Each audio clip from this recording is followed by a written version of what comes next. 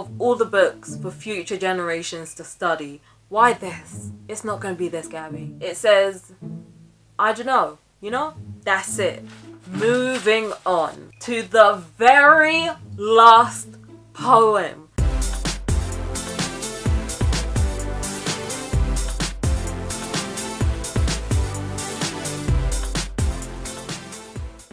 Hey guys! Today we're going to be reacting to Adultolescence by Gabbie Hannah. But first, if you're new around here, listen up, because I've got a little secret for you. I'm not just any YouTuber. I am Charlotte the Starlet, and I'm a writer. So I don't just react, I review. And the way I do it is simple. If I like something, I add a point, starting from last video's total. And if I don't, I take one off. Now, as y'all can see, I've got a couple friends here with me. This is Angel, and this is Seth. Right, let's jump in. How mad would you be if you were a legit teacher and every single day you go through tons and tons of abuse and disrespect from ungrateful kids, only for some privileged influencer to imagine herself as a teacher and about how hard it was? Gabbie Hannah is actually wholeheartedly correct. It starts off with Gabbie saying that statistics show that pretty people have it easier in life. But then she goes on to say that, in her opinion, they actually have it harder. Bruh, I'm so glad we are almost finished with this book. This might just be the very last episode, the grand finale. Anyway, today's first poem is called Grow. Oh my gosh. So I haven't finished reading it yet, but one of the lines says that we'd still be afraid of the monsters under our beds. I really hope Gabbie Hannah cannot say the word monster without people taking the mick out of her and making fun of her just because of that meme. What if I'm a monster? So this poem is about how Gabbie thinks that telling someone they've changed is a good thing, not a bad thing. Like 75% of the poem is Gabbie saying if people didn't change, we wouldn't have stuff like the wheel or refrigerators, and we'd still be afraid of the monster under our beds, or we'd still keep doing bad makeup that we did in high school. You know, her point is that change is good, not bad. You know, and this would be a decent poem if the second half of it was not so damn petty and passive aggressive. It's also really clear that Gabbie lacks any self-awareness at all. She tries to convince us that she used to be a person that was brash and defensive and combative, when she is still that same person. You know, she still acts like she's 16 when she's damn near 30. You know, and she can shout all she wants at us, trying her best to convince us that she's different now. But then straight afterwards, she'll go and do something that says the complete opposite. Her actions show the true Gabbie. The same childish, immature, passive-aggressive narcissist with a perpetual fear of becoming irrelevant. I bet Gabbie wrote this poem because someone told her that she'd changed. And then she spent the next like 5 years thinking of better comebacks that she should have said, and fed it to us in this book. I'm not here for that at all. Don't treat me like a mug, Gabbie. For this entire book, all she's done is talk down to the reader and assume we're dumb and that her jokes are too good for us. Anyway, next one is called Identity. Okay, so this poem basically consists of a bunch of oxymorons. You know, a bunch of personality traits that conflict each other. We've got stuff like insecure yet confident, self-conscious yet self-assured, and proud yet self-loathing. So she's basically making a point of saying that she doesn't have much of an identity. She doesn't really know who she is. This also comes with a picture of a giraffe with the head of a lion. Like, look. Anyway, this poem was a waste of time. She ain't telling us anything new. She's written this poem like 3 times before. Oh my god, I almost missed one. On the next page, right at the bottom, there's a poem called IDK that consists of 3 words. Guys, I don't know if I can do this. Y'all want to know what it says? It says, I don't know, you know? That's it. Was the purpose of this to confuse people? Because if so, mission accomplished. Like I said about the previous poem, what is the actual point? There ain't one, is there? Not with this poem. Goodness. Oh, no! No, she did not. She did not. I'm actually feeling a rush of happiness right now. Y'all know why? Because I was right. I'm pretty sure. Judging off the title alone, I might be right about what I said about this book. This poem is called filler, which is what 80% of these poems are. At least she has the decency to admit that. You know, so many writers get offended if you call any of their writing filler. But at least Gabbie seems to know from the start. She probably knew it while she was still writing it. She probably thought, I know this is filler, but I ain't got nothing else. Let's actually give this a read though. It is a bit extra of me to assume all of that based off just the title. Bruh! Nah, I was spot on. I was spot on. I was 120% on point. She said it herself, you guys. It literally says, some of these poems were written because inspiration struck, and others were written because I had a deadline and I needed to fill pages. And then it says, can you guess which are which? You guys, just allow me to have this moment, please. I am so proud of myself for figuring that out, even though it doesn't really take a genius. I might actually give that a point.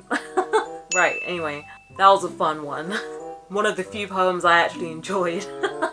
I feel arrogant for saying that though. Anyway, next poem is called Immortality. No. It starts off with Gabbie wishful thinking. Just straight up daydreaming about kids reading this book in English classes. So, turns out the entire poem is about that. Gabbie's basically daydreaming about teachers in English classes telling their students to think about what all of these poems mean. And even though I'm pretty damn certain it's never gonna happen, because why this book? Of all the books for future generations to study, why this? It's not gonna be this, Gabbie. Even though that's what I think, I can also relate to this to an extent. Like, I'm pretty sure almost every author daydreams about this. You know, because a lot of writers want to make it big, like Shakespeare and J.K. Rowling. Even though the chances of that are like 1 in a billion. I can't lie, it can be fun to think about. And for some people, it's things like that that keep them motivated, that keep them writing, you know? And I can't lie, I have had this daydream. I used to think, man, I would love it if I could go back to my old secondary school, stroll into the library, and see my book on the shelves. I would literally daydream about that while I was in my actual English lessons. So I can't judge Gabbie too much for doing this. God, she just comes off as so damn cocky though. Alright, next one. Oh no! No! It's an advice one. Wow. So like all the other advice poems we've had, Gabbie tells us a pointless story from her childhood and tries to turn that into something motivational. This time, she talks about how her mum used to put broken eggshells back in the egg carton after she'd like cracked them open. And it used to annoy Gabbie so much, to the point where she literally says it made her want to kill her mother in her sleep over broken eggshells. But then plot twist, when Gabbie grew up, guess what she started to do? She started to do that exact same thing because it's convenient and it doesn't hurt anyone. So she ends the poem by saying, "Don't give your parents such a hard time, they're not always wrong." Who the heck actually does that though? Like, is that even a true story? Like, how many of you guys do this? Put broken eggshells back in the egg carton? Cause I don't. I just throw them straight in the bin. Like, is this an American thing or something? Let me know in the comments. But for now, I'm moving on. Next one is called Troll. Okay, so this is about internet trolls. And Gabbie's kind of pitying them in this.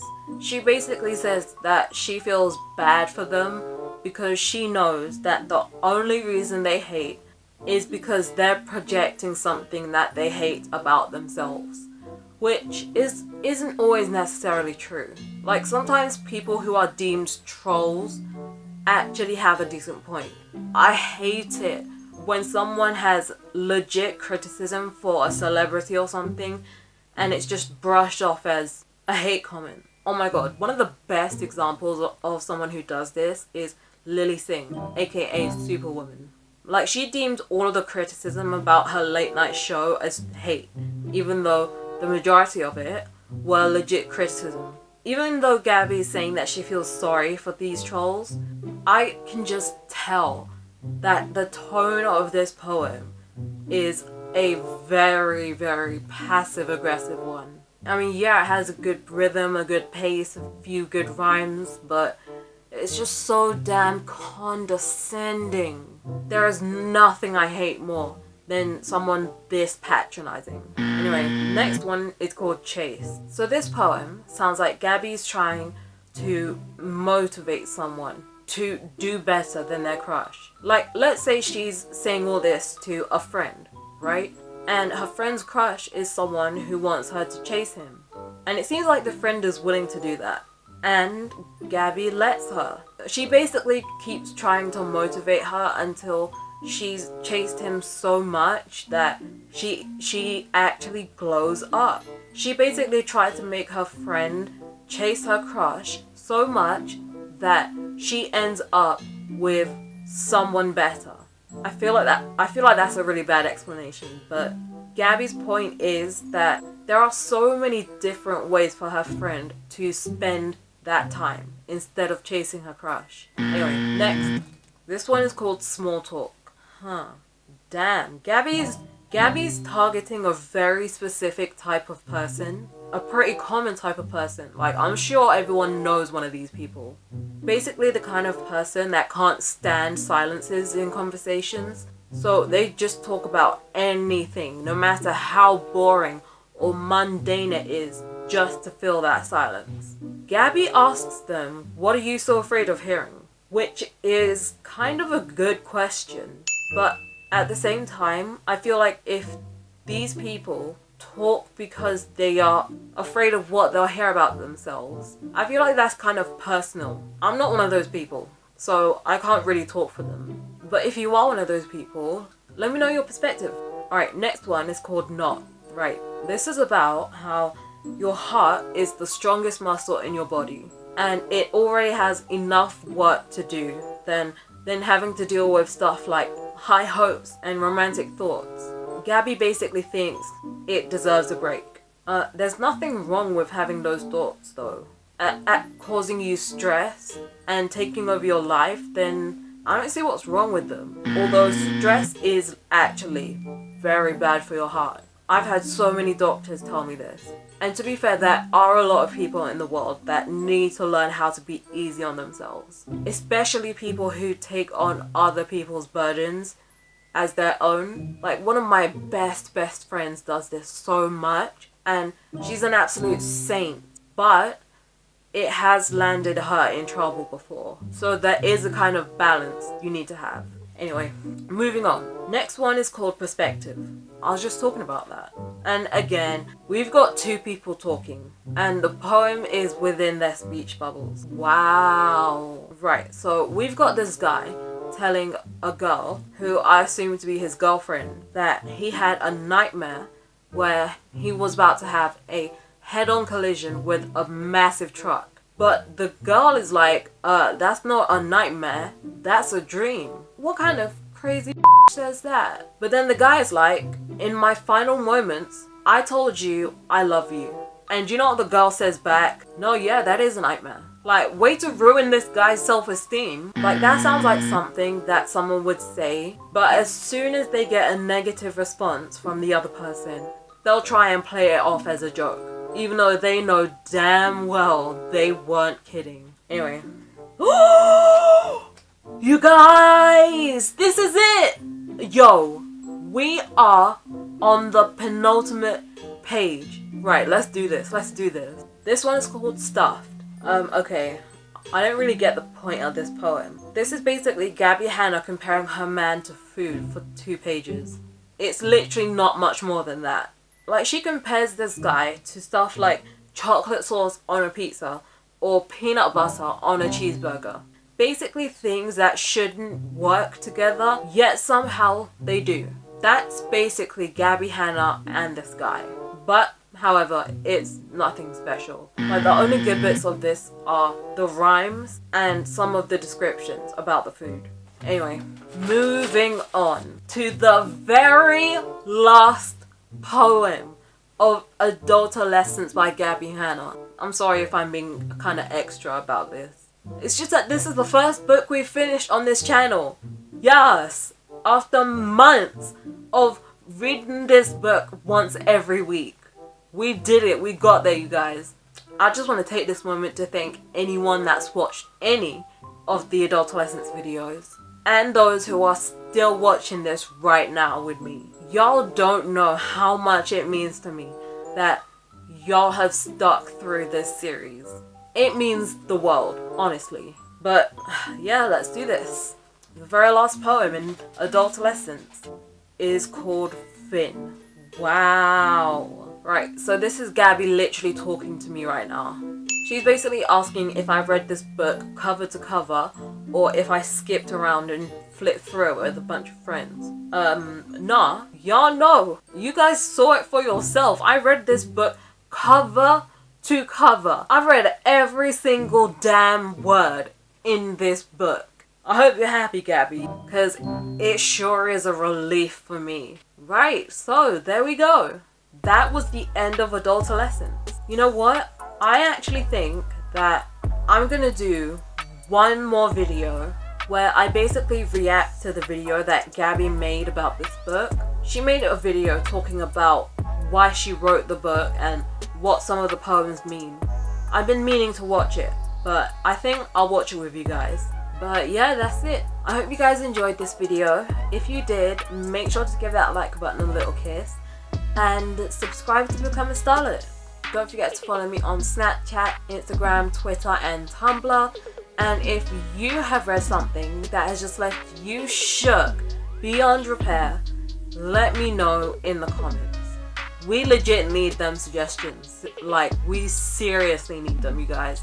Because now that we've finished this book, we need to have something that can take its place. So yeah, let me know in the comments. I'll see you guys later. Bye!